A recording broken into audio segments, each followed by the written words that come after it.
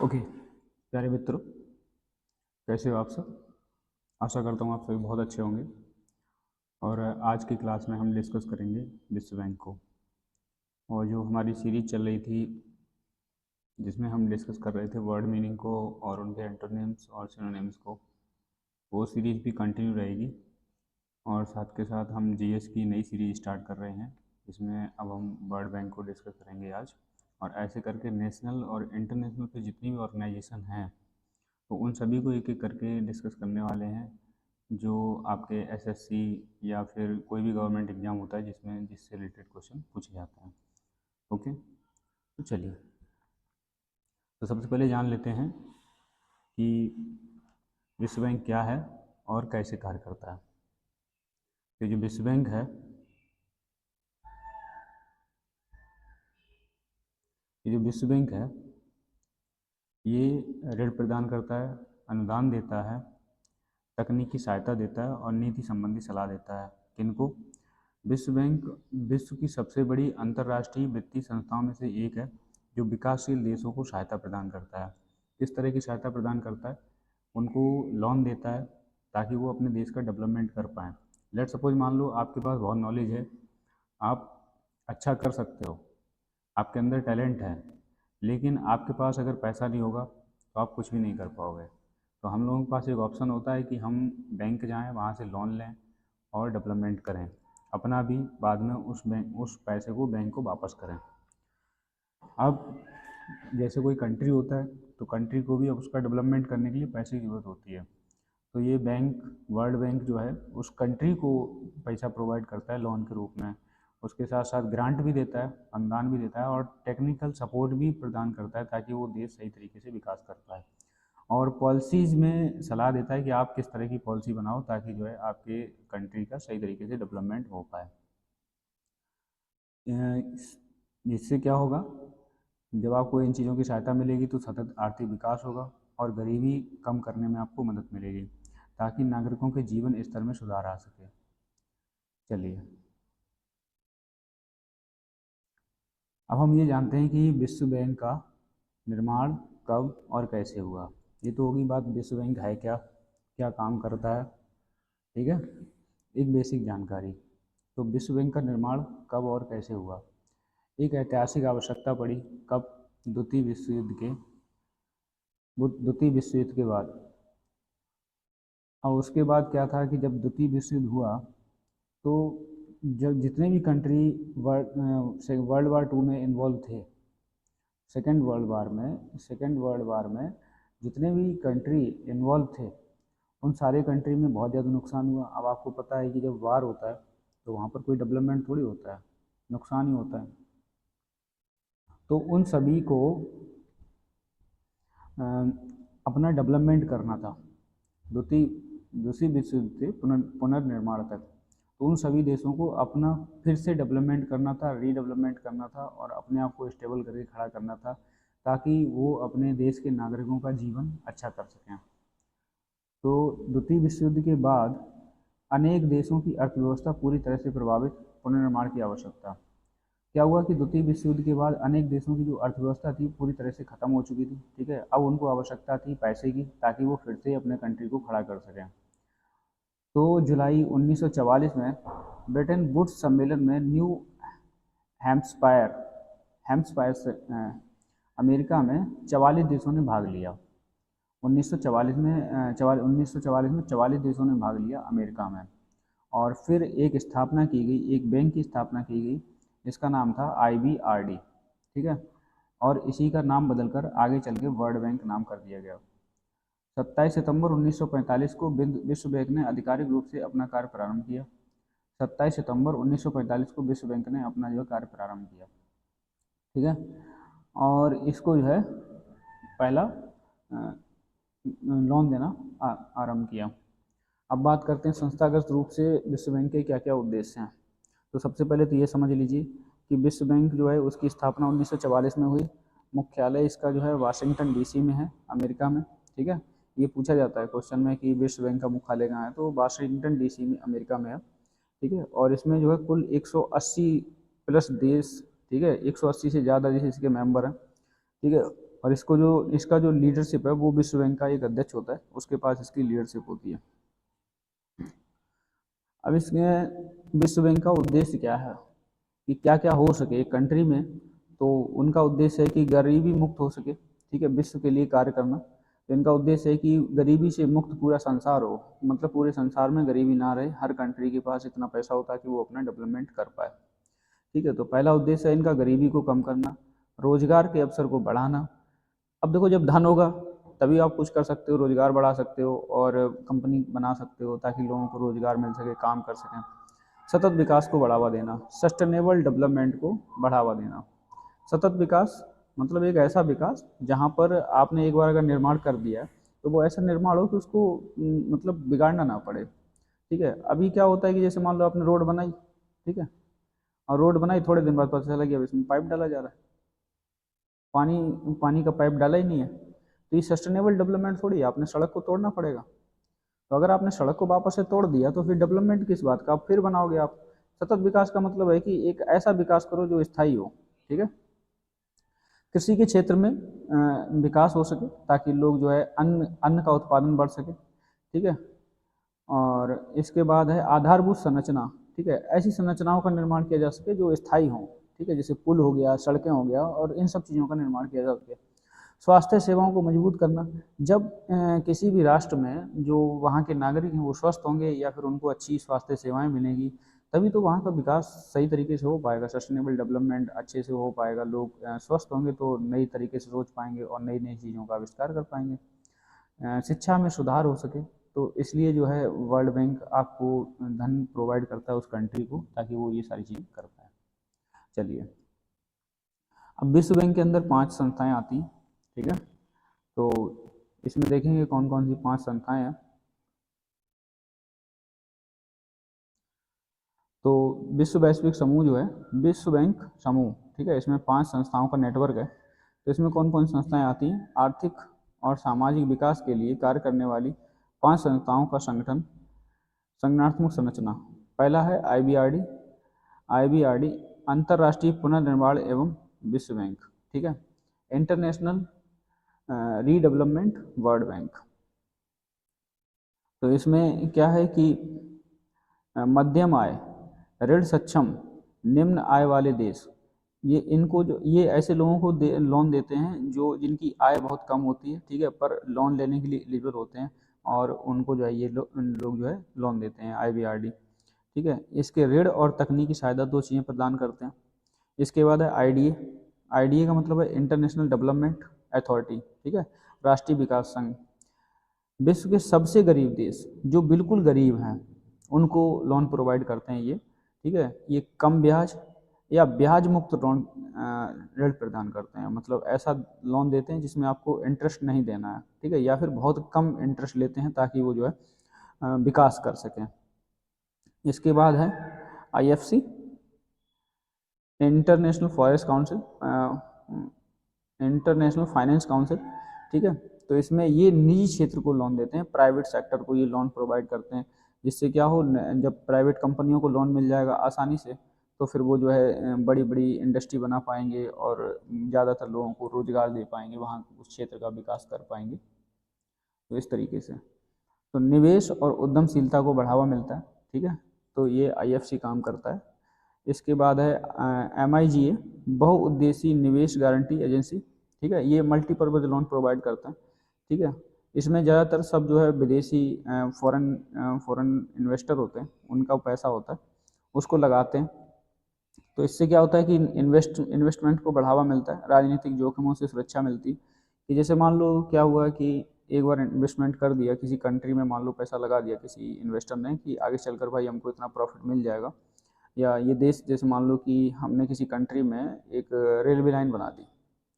अब जब railway line शुरू होगी तो फिर उससे जो है प्रॉफिट आना शुरू होगा और उसमें से हमको कुछ हिस्सेदारी मिलेगी, ठीक है। इससे 2 फायदे हैं कि जैसे मान लो कोई सरकार बदल गई तो फिर वो ये नहीं कर पाएंगे कि जैसे नेक्स्ट गवर्नमेंट आए वो कह दे नहीं हम लोन नहीं चुका रहे हैं, ठीक है, या हम पैसा नहीं दे रहे हैं, तो ऐसा नहीं हो पाता है, ठीक है। ICSID, ठीक है, ये जो है ये इसलिए है कि अगर कोई इन्वेस्टमेंट किया है और उस पर कोई मतलब कोई विवाद हो गया है तो उसको निपटाने के लिए सरकार और विदेशी निवेशकों के बीच में उनके संबंधों और विवादों का निपटान करने के लिए इस संस्था को बनाया गया। तो इस तरीके से विश्व बैंक के 5 संगठन हैं। पहला है IBRD, पहला संगठन है IBRD, फिर IDA और IFC, MIGA और ICSD। चलिए आगे बढ़ते हैं। विश्व बैंक के प्रमुख 6 कार्य हैं, ठीक है। तो इनको 6 स्तंभ भी कहा जाता है, ठीक है। विश्व बैंक के ये कार्य हैं। तो पहला कार्य है आधारभूत संरचना। तो विश्व बैंक उन सभी में सहायता प्रदान करता है जहाँ पर आधारभूत संरचना का निर्माण किया जाना हो, ठीक है। जैसे सड़क बनानी हो, पुल बनाना हो, रेलवे हो गया, हवाई अड्डे एवं जल आपूर्ति का विकास करना हो, ठीक है। वाटर सप्लाई को अगर विकास करना हो, जैसे आपने देखा होगा पानी की टंकी है, पानी की लाइन बिछाना है, ठीक है। तो इन सब में जो है विश्व बैंक आपकी सहायता प्रदान करता है और ये हमारी आधारभूत संरचना है, ठीक है। ये हमारी आधारभूत संरचना है, ठीक है। इसके बाद बात करें शिक्षा में आपके स्कूल का निर्माण करना हो, शिक्षा प्रशिक्षण एजुकेशन ट्रेनिंग देनी हो, ठीक है, डिजिटल शिक्षा को बढ़ावा देना हो, तो इन सभी में जो है सरकार वर्ल्ड बैंक आपकी जो देश हैं, जो कंट्री हैं, उनकी वर्ल्ड बैंक हेल्प करता है। इसके बाद है स्वास्थ्य सेवाएं। तो स्वास्थ्य सेवाओं में है अस्पताल निर्माण, टीकाकरण तथा स्वास्थ्य सेवाओं को मजबूत करना, ठीक है। और भी सेवाएं होती हैं, जैसे मान लो मेडिकल फैसिलिटी है, ऑपरेशन की, या कोई भी सरकारी अस्पताल बड़ा सा बनाया जा रहा है, तो उसमें भी विश्व बैंक सहायता करता है। इसके बाद कृषि में है मॉडर्न कृषि, मतलब कृषि यंत्र बनाना हो गया, सिंचाई परियोजनाएं हो गई, ठीक है। और खाद्य सुरक्षा, फूड सेफ्टी। भाई खाना नहीं होगा तो फिर मतलब देश का विकास तो मुश्किल है। और आपने देखा होगा कि सरकार भी जो है हेल्प करती है, जो ऐसे व्यक्ति होते हैं जो खाना तक अफोर्ड नहीं कर सकते हैं, या फिर गरीब व्यक्ति होते हैं, तो उनको राशन देकर सरकार जो है उनकी हेल्प करती है, ताकि वो खाना खाएं, और तभी तो जब उनका पेट भरेगा तो फिर वो देश का विकास के बारे में कुछ सोच सकते हैं। इसके बाद बात करते हैं पर्यावरण, एनवायरनमेंट। पर्यावरण की अगर बात की जाए तो इसमें जलवायु अनुकूलन हो गया, विकास, स्वच्छ ऊर्जा और वन संरक्षण। वन संरक्षण मतलब जो फॉरेस्ट हैं उनको काटा ना जाए, क्योंकि फॉरेस्ट अगर काट दिए जाएंगे तो फिर तो ग्लोबल वार्मिंग बढ़ेगी, टेम्परेचर बढ़ेगा और चीज़ें जो है प्रॉब्लम में आएंगी। इसके बाद है डिजास्टर मैनेजमेंट, आपदा प्रबंधन, बाढ़, भूकंप, ठीक है, चक्रवात आ जाए, आपदाओं से ऐसी समस्या आती तो वहाँ पर भी वर्ल्ड बैंक आपकी हेल्प करता है। चलिए इसके बाद बात करते हैं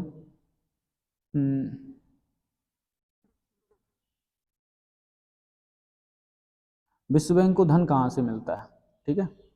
तो विश्व बैंक को धन कहाँ से मिलता है ये हम समझने वाले हैं कि ये हमारा मान लो वर्ल्ड बैंक का तिजोरी है, ठीक है। ये हमारा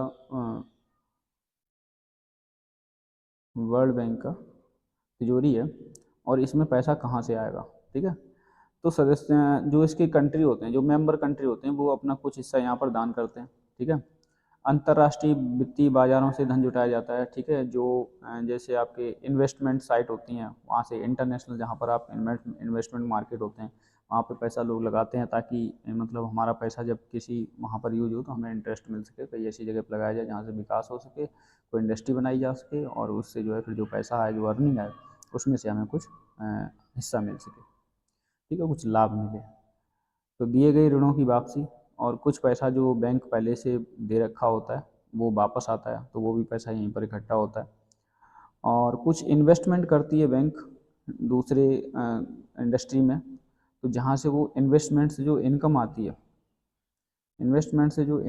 वो भी यहीं पर पूरा पैसा इकट्ठा होता है। और फिर जो है जब ये पैसा पूरा यहाँ पर आज मतलब इस तरीके से आता है और इसको यूज़ किया जाता है वैश्विक विकास परियोजनाओं का वित्त पोषण करने के लिए, इन चीज़ों को यूज़ किया जाता है। मतलब जो भी वर्ल्ड की डेवलपमेंट में, दुनिया का विकास करने में, दुनिया में बड़े बड़े प्रोजेक्ट चल रहे हैं, पुल बनाया जा रहा है, सड़कें बनाई जा रही हैं, तो अलग अलग कंट्री को उनमें जो है फाइनेंशियल सपोर्ट करता है वर्ल्ड बैंक, ठीक है। लेकिन उसके बदले में इंटरेस्ट भी लेता है, ठीक है। कुछ कंट्री होते हैं जो बहुत ज़्यादा गरीब होते हैं, तो उन पर बहुत कम इंटरेस्ट में पैसा दिया जाता है, ये हमने अभी पहले पढ़ चुके हैं। चलिए, तो ये हम बता चुके हैं, ठीक है। तो भारत जो है विश्व बैंक में कब शामिल हुआ, तो भारत के बारे में पढ़ेंगे कि भारत ने कब विश्व बैंक के साथ पार्टनरशिप की।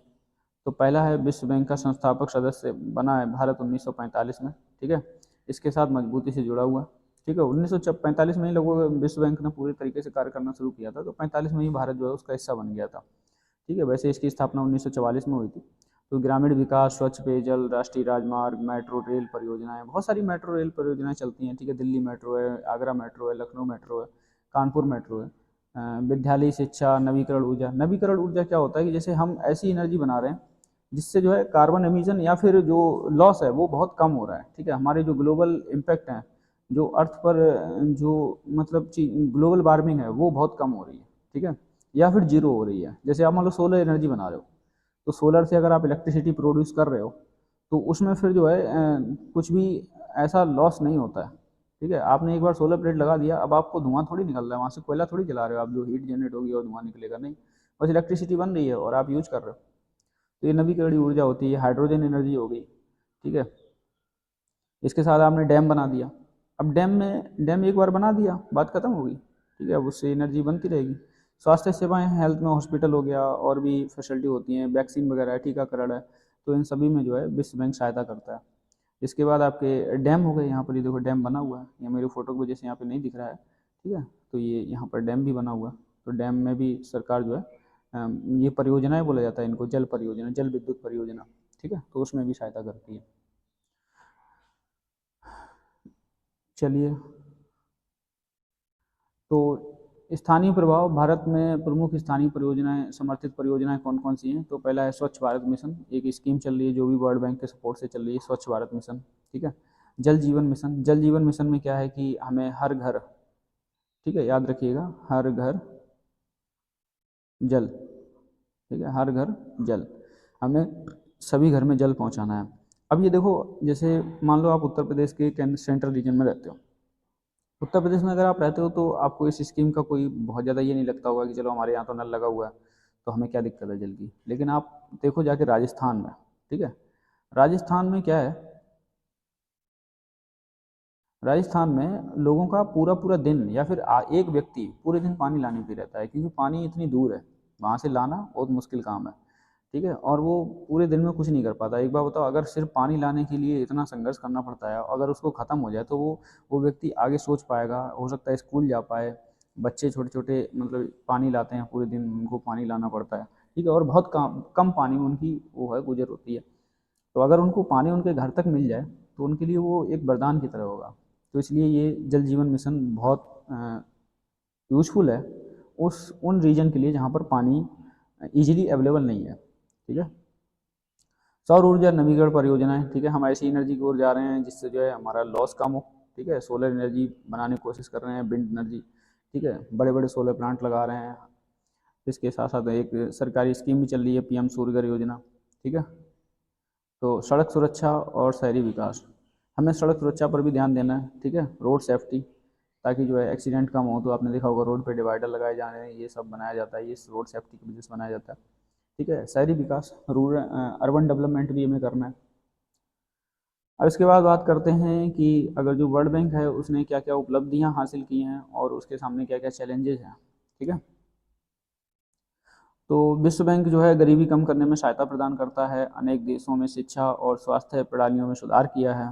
ठीक है। हजारों विकास परियोजनाओं को वित्त पोषित किया, फाइनेंशियल सपोर्ट किया हजारों विकास परियोजनाओं को। ठीक है। जैसे कोई भी डैम बन रहा है, सड़क बन रही है, पुल बन रही है। ठीक है। तो उन सभी में सपोर्ट किया है। जलवायु अनुकूल विकास को समर्थन दिया है। जैसे मान लो आप ऐसा विकास कर रहे हो जिससे वातावरण पर कोई इम्पैक्ट नहीं होना चाहिए। ठीक है। तो उसको सपोर्ट किया है। और इसके बाद इसके चैलेंजेस क्या हैं कि इसमें क्या क्या अभी समस्याएं चल रही हैं। ठीक है। बढ़ता वैश्विक कर्ज और आर्थिक असमानताएं। आर्थिक असमानताओं का मतलब है कि जैसे किसी कंट्री के पास बहुत ज़्यादा पैसा है और किसी के पास बहुत कम है। इससे क्या है कि पूरी दुनिया में लोग कर्ज ले लेके जो है आगे बढ़ रहे हैं। ठीक है। तो वैश्विक कर्ज जो है बहुत तेज़ी से बढ़ रहा है। जलवायु परिवर्तन और राजनीतिक अस्थिरता चैलेंज है। ठीक है। कि जो पॉलिटिकल स्टेबिलिटी है वो बहुत कम है और ग्लोबल वार्मिंग तेज़ी से बढ़ रही है, जिसके कारण जो है ये एक चैलेंज बनता जा रहा है वर्ल्ड बैंक के लिए। क्योंकि जैसे मान लो आप पैसा दे रहे हो तो उससे डेवलपमेंट तो होगा ही, और डेवलपमेंट होगा तो थोड़ा बहुत तो, जैसे मान लो एक हाईवे निकल रहा है तो पेड़ तो कटेंगे ना। और जब पेड़ कटेंगे तो फिर ग्लोबल वार्मिंग बढ़ेगा ही बढ़ेगा। हम मानते हैं पूरे जंगल नहीं कटेंगे, लेकिन जितने में हाईवे निकलेगा उतना तो कटेगा। तो ये एक चैलेंज बनता जा रहा है। विशेषज्ञों ने आलोचना की है कि मतलब इसकी जो ऋण की जो लोन देने की कंडीशंस हैं वो बहुत ही मतलब कभी कभी बहुत ज़्यादा हो जाती हैं, ठीक है। तो इससे क्या होता है कि अधिक ऋण से जो प्रोजेक्ट्स हैं उन पर इफेक्ट पड़ता है। चलिए तो एक बार रिवीजन कर लेते हैं, ठीक है। इसका जो टारगेट है, जो वर्ल्ड बैंक का जो मुख्य उद्देश्य है वो है गरीबी कम करना, ठीक है। और इसका मुख्यालय वाशिंगटन डीसी अमेरिका में है, ठीक है। और भारत एक संस्थापक सदस्य है, मतलब जिस दिन इसकी स्थापना हुई थी उसी टाइम से भारत एक सदस्य है, ठीक है।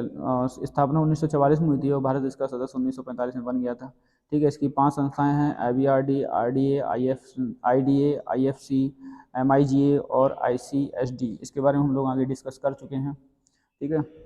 चलिए तो आज आप देखते हैं आपने क्या सीखा है। तो ये कुछ प्रश्न हैं जिसके उत्तर इसमें से दे रखे हैं पहले ही, ठीक है। तो विश्व बैंक का मुख्यालय कहाँ है, तो वाशिंगटन डीसी में है। किस संस्था कौन सी संस्था सबसे गरीब देशों को ब्याज मुक्त ऋण प्रदान करती है, तो ये है IDA।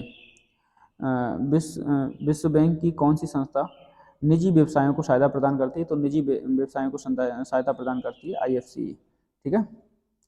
चलिए तो आज के लिए इतना ही। आज की क्लास में हमने वर्ल्ड बैंक को डिस्कस किया है और नेक्स्ट क्लास में हम जो है UN को डिस्कस करेंगे, यूनाइटेड नेशन को। नेक्स्ट क्लास में हम जो है UN को डिस्कस करेंगे, यूनाइटेड नेशन को, यूनाइटेड नेशन को डिस्कस करेंगे, ठीक है। तो आज के लिए इतना ही। पढ़ते रहिए, बढ़ते रहिए। आशा करता हूँ आपको ये क्लास अच्छी लगी होगी। और साउंड की प्रॉब्लम आ रही थी, उम्मीद करता हूँ इस वीडियो में आपको साउंड की प्रॉब्लम नहीं लगी होगी और वॉइस क्वालिटी एकदम क्लियर होगी। और सपोर्ट करिए ताकि जो है हम ऐसे ही आगे बढ़ते रहें। धन्यवाद।